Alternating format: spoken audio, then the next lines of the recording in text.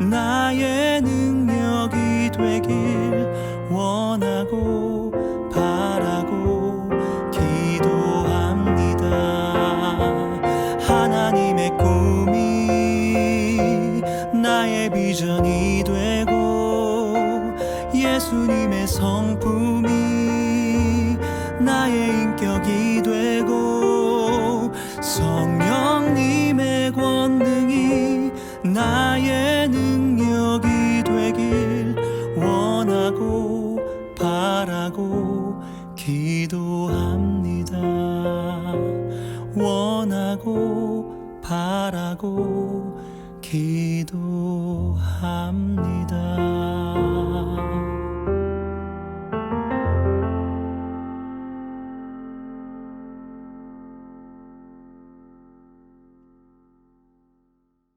이 시간 마음의 무릎을 꿇고 기도함으로 새벽 예배를 시작하겠습니다.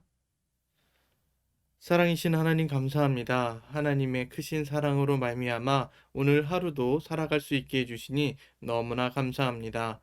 하나님, 오늘 만나게 될 많은 사람들 가운데 주님의 사랑을 흘려보내는 복된 한날이 될 수 있도록 인도하여 주시옵소서. 그렇게 이끌어 주실 주님을 기대하오며 이 모든 말씀 귀하신 예수님의 이름으로 기도드립니다. 아멘. 오늘 우리에게 주시는 하나님의 말씀은 신명기 25장 1절부터 10절까지 말씀입니다. 제가 말씀을 봉독하겠습니다. 사람들 사이에 시비가 생겨 재판을 청하면 재판장은 그들을 재판하여 의인은 의롭다 하고 악인은 정죄할 것이며 악인에게 태형이 합당하면 재판장은 그를 엎드리게 하고 그 앞에서 그의 죄에 따라 수를 맞추어 때리게 하라. 40까지는 때리려니와 그것을 넘기지는 못할지니 만일 그것을 넘겨 매를 지나치게 때리면 내가 내 형제를 경히 여기는 것이 될까 하노라. 곡식 떠는 소에게 망을 씌우지 말지니라. 형제들이 함께 사는데 그중 하나가 죽고 아들이 없거든 그 죽은 자의 아내는 나가서 타인에게 시집가지 말 것이요 그의 남편의 형제가 그에게로 들어가서 그를 맞이하여 아내로 삼아 그의 남편의 형제된 의무를 그에게 다 행할 것이요 그 여인이 낳은 첫 아들이 그 죽은 형제의 이름을 잊게 하여 그 이름이 이스라엘 중에서 끊어지지 않게 할 것이니라.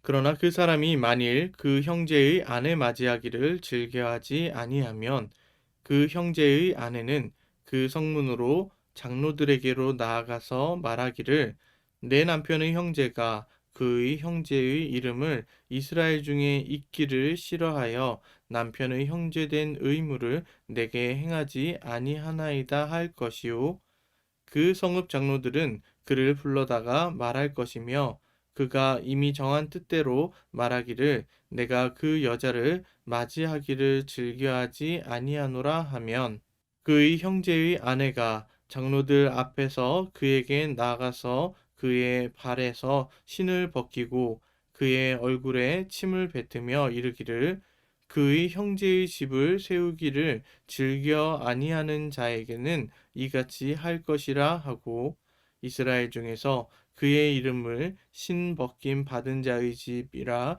부를 것이니라. 아멘. 오늘은 공동체를 책임지는 사랑이라는 제목으로 말씀을 나누도록 하겠습니다. 오늘 본문은 크게 세 부분으로 나눌 수 있습니다. 1절부터 3절까지는 태형 제도에 대한 규례를, 4절에서는 일하는 소에 대한 규례를, 5절부터 10절까지는 계대 결혼에 관한 규례를 이야기하고 있습니다. 먼저 1절부터 3절까지에 해당하는 태형 제도에 대해서 함께 생각해 보겠습니다. 이스라엘은 재판을 통해 악인이 가려지면 크게 세 가지 형벌을 주게 됩니다. 사형, 태형, 벌금형이 주된 형벌입니다. 사형의 경우 공동체 가운데 하나님의 뜻을 정면으로 반박하거나 그에 준하는 삶을 살았을 경우입니다. 사형 방식은 죄의 질에 따라 다르지만 주로 투석형이 많았습니다.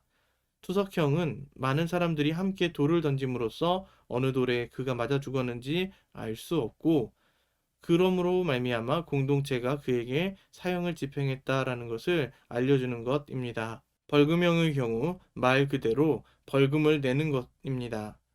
금액은 죄의 질에 따라 정해졌으며 그 금액은 대부분 피해를 본 금액과 동일하게 변상하거나 징벌적 차원에서 2배로 변상하는 경우가 많습니다.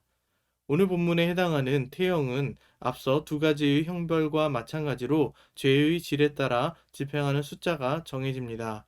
이때 독특한 점이 3절에서 등장합니다. 40까지는 때리려니와 그것을 넘기지 못하게 할지니 만일 그것을 넘겨 매를 지나치게 때리면 내가 내 형제를 경히 여기는 것이 될까 하노라.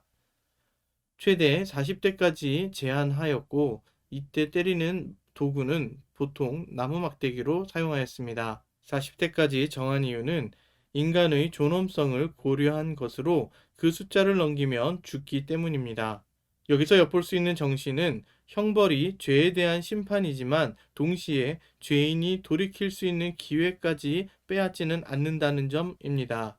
그래서 40대를 넘기면 그가 죽기 때문에 그가 돌이켜 회개하고 하나님의 뜻대로 살 수 있도록 기회를 제공하기 위해서 40대 아래로 때릴 수 있도록 명령하신 것입니다. 이를 통해 자발적인 돌이킴을 유도하고 인격을 존중해 줌으로써 그가 정신 차리고 하나님의 뜻 안에서 백성다운 삶을 살도록 요구하는 것입니다. 후대에는 40에 하나 감한매를 때리게 했는데 혹시라도 숫자를 잘못 세어 한 대라도 더 때린 일이 발생할 경우 그 사람이 죽기 때문에 그것을 방지하기 위하여서 40에 하나 감한매를 때리게 됩니다. 이러한 매를 맞은 대표적인 사람이 사도 바울입니다. 그는 고린도 후서 11장 24절에서 이렇게 고백하고 있습니다. 유대인들에게 40에서 하나 감한매를 5번 맞았으며 이것은 사도 바울이 그만큼 복음을 위해서 수고하였다라는 것을 표현하고도 있지만 동시에 그는 죽기 직전까지의 상황이 5차례나 있었다라는 것을 이야기하는 것입니다. 이처럼 태형 규례는 하나님께서 이웃을 사랑하는 차원에서 진행하도록 요구하신 것이며 이것을 통하여서 많은 사람들이 회개할 수 있는 기회를 얻도록 요청하신 것입니다. 그런데 좀 독특한 점이 하나 있습니다. 태형의 규례와 또 계대결혼 규례 사이에 갑작스럽게 한 절로 소에게 망을 씌우지 말라고 말씀하신 부분이 등장합니다. 곡식 떠는 소에게 망을 씌우지 말지니라. 이것은 소가 곡식을 떠는 과정에서 때때로 먹을 수 있도록 풀어주라는 뜻입니다. 이를 통해 짐승을 향한 관대함을 보여주시기도 합니다. 이러한 하나님의 관대함과 국률하심은 성경 곳곳에서도 등장하고 있는데요. 출애굽기 20장 10절에서는 이렇게 기록되어져 있습니다. 일곱째 날에는 내 하나님 여호와의 안식일인즉 너나 내 아들이나 내 딸이나 내 남종이나 내 여종이나 내 가축이나 내 문 안에 머무는 객이라도 아무 일도 하지 말라. 여기서 보시는 것처럼 가축에게까지도 안식을 적용하고 있습니다. 이를 통하여 하나님께서 우리에게 명령하신 이웃사랑의 범위 또한 참되신 은혜가 흘러가는 범위는 단순하게 사람의 수준이 아니라 자연만물 또 짐승에게까지도 나아가게 됩니다. 그리고 이러한 하나님의 은혜가 흘러가는 범위 중에 하나가 결혼입니다. 5절에서 10절까지는 계대결혼에 대한 것을 말하고 있습니다. 계대결혼이란 한 가정에서 대를 이어야 하는데 남편이 자녀를 두지 못한 채 죽었을 경우 남편의 형제 중 한 사람이 그 아내와 대신하여 결혼하고 자녀를 낳는 제도입니다. 이를 통해 형제의 재산을 유지해주는 제도인데요. 이러한 과정에서 남편의 형제들에게 가문의 대를 잇도록 하는 책임이 전가됩니다. 만약에 남편의 형제가 없다면 가까운 친척에게 그 책임이 전가되기도 합니다. 이것은 여러 가지 해석과 의미를 더 말할 수도 있겠지만 이 시간이 조금 짧은 관계로 더 깊이 있게는 들어가지 않겠습니다. 다만 이것은 가족의 명예를 중시하던 사회적 분위기에서 진행된 것으로 볼 수 있습니다. 계대결혼이 싫은 사람이 있을 수도 있는데요. 이럴 때는 미망인이 장로들 앞으로 그 친척을 데리고 가서 신발을 벗기고 그의 얼굴에 침을 뱉으며 이렇게 말했습니다. 자기 형제의 가문 세우기를 원하지 않는 사람은 이렇게 된다. 이 표현은 성경에서의 표현과 다르게 그 당시 고대 유대 문헌에서 발견된 내용입니다. 그래서 보편적으로는 이렇게 표현을 하였습니다. 그리고 이렇게 선언하고 난 다음에 다른 가까운 친족이 그 죽은 형제의 가문을 이어서 세워줄 수 있도록 노력해야 합니다. 이것을 통해서 대를 이어가지 못할 뻔한 가문의 수치를 씻어주는 것입니다. 룻기 4장에서는 이러한 모습을 잘 볼 수 있습니다. 8절에서 9절까지 말씀. 이에 그 기업 물을 자가 보아스에게 이르되 내가 너를 위하여 사라 하고 그의 신을 벗는지라. 보아스가 장로들과 모든 백성에게 이르되 내가 엘리멜렉과 기럨과 말론에게 있었던 모든 것을 나오미의 손에서 산 일에 너희가 오늘 증인이 되었고. 이 본문에서 알 수 있는 것처럼 계대 결혼을 통하여서 죽은 자의 가문을 일으켜주고 세워주며 이 과정을 통해서 온 가문이, 온 가족이 수치를 당하지 아니하도록 도와주는 것, 이것을 계대 결혼이라고 합니다. 그리고 하나님은 이러한 계대 결혼을 통하여서 이스라엘 백성이 끊어지는 것을 방지하고 싶으셨습니다. 그래서 오늘 본문에서 이야기한 세 가지 관점, 세 가지 분야에서 하나님의 은혜와 사랑이 지속적으로 흘러가는 것에 대해서 살펴보았는데요. 이 살펴보는 과정 속에서 우리는 하나님께서 우리를 향하여서 어떤 마음을 가지고 있는지, 어떠한 계획을 가지고 있는지를 엿볼 수 있게 됩니다. 하나님은 이스라엘 백성이 죄를 범한다 할지라도 그가 죽음까지 이르지 아니하기를 원하시고 계시며 그 속에 다시 한번 돌이킬 수 있도록 사랑의 손길을 내밀고 계십니다. 짐승에게까지도 배려와 관용을 베풀어서 하나님 나라의 백성다운 모습을 살게 하신 것도 포함됩니다. 또한 계대 결혼을 통하여서 약한 가문을 세워주시는 하나님의 손길을 볼 수 있습니다. 이것은 공동체의 연약한 지체들을 돌아보게 한 것이며 이 과정 속에서 하나님의 사랑을 실천하고 그 과정을 통하여서 하나님의 마음을 엿볼 수 있도록 안내해 주시는 것입니다. 앞서 신명기 24장과 연결하여서 생각해 본다면 하나님은 약한 자들을 위하여 배려하고 나누는 삶을 살도록 요청하셨고 연이은 25장에서 등장하는 세 가지 제시하시는 법을 통하여서 이스라엘 공동체가 건강하게 세워지기를 요구하십니다. 우리의 삶의 영역 속에서도 이러한 이웃사랑의 실천이 이어졌으면 좋겠습니다. 그리고 힘들어하고 어려워하는 지체들이 있다면 그 지체의 필요를 채워주고 그 지체가 일어날 수 있도록 격려해주는 공동체적 삶을 살았으면 좋겠습니다. 우리는 현재 코로나라는 전대미문의 사건에 휘말려 있습니다. 이 사건, 이 사태 속에서 우리는 힘들어하는 지체들을 언제든지 살펴볼 수 있습니다. 그러한 지체들이 눈에 들어온다면 그들을 위하여서 도울 수 있는 방법을 생각해보고 오늘 본문을 통하여 말씀하시는 하나님의 이웃사랑에 대한 실천, 공동체를 세우길 원하시는 하나님 아버지의 마음을 실천하는 저와 여러분들이 되기를 간절히 소망합니다. 함께 기도하시겠습니다. 사랑하는 하나님 감사합니다. 하나님께서 은혜 베풀어 주셔서 오늘 한날을 살아가게 하신 것은 다 그에 따른 이유가 있는 줄 압니다. 그냥 나만 잘 먹고 잘 사는 것이 아니라 연약하고 힘들어하는 지체들을 돌아보고 그들이 다시금 하나님의 뜻대로 하나님의 온전한 백성으로서의 삶을 살아갈 수 있도록 도와주고 세우기 위하여 우리에게 한날을 허락하신 줄 믿습니다.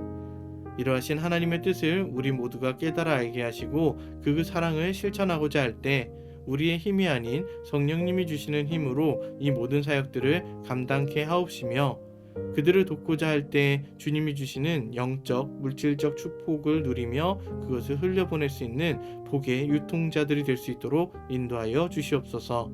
이루어주실 주님을 기대하오며 이 모든 말씀 지금도 살아 역사하시는 예수님의 이름으로 기도드립니다. 아멘. 이 시간 주신 말씀을 생각하며 함께 기도하겠습니다. 코로나로 인하여 힘들어하는 지체나 이웃을 돌아보게 하시고 그들을 영적으로나 물질적으로 세워줄 수 있는 축복을 경험하게 하옵소서. 2분 동안 함께 기도하시겠습니다.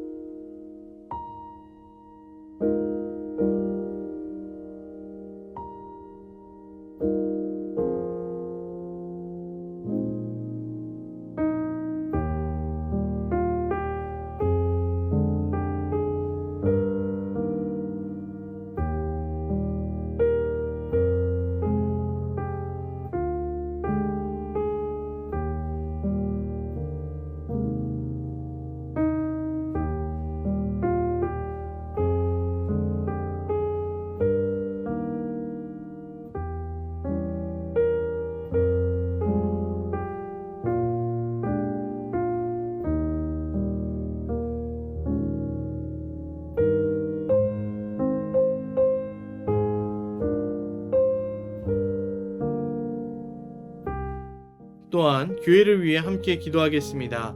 광주 사랑의 교회가 하나님이 기뻐하시는 인애와 긍휼의 실천을 통하여서 지역사회를 건강히 세워가는 빛과 소금의 사명을 감당하게 하옵소서. 2분 동안 함께 기도하시겠습니다.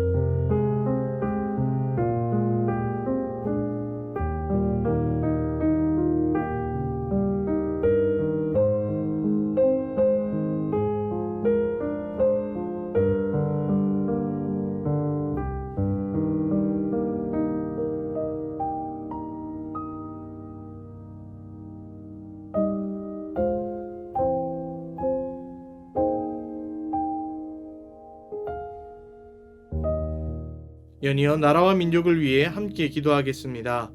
농어촌 교회에서 보이지 않게 수고하시는 많은 사역자분들에게 은혜를 베풀어 주시사 코로나라는 악재를 뛰어넘어 역사하시는 하나님의 손길을 경험하게 하옵소서.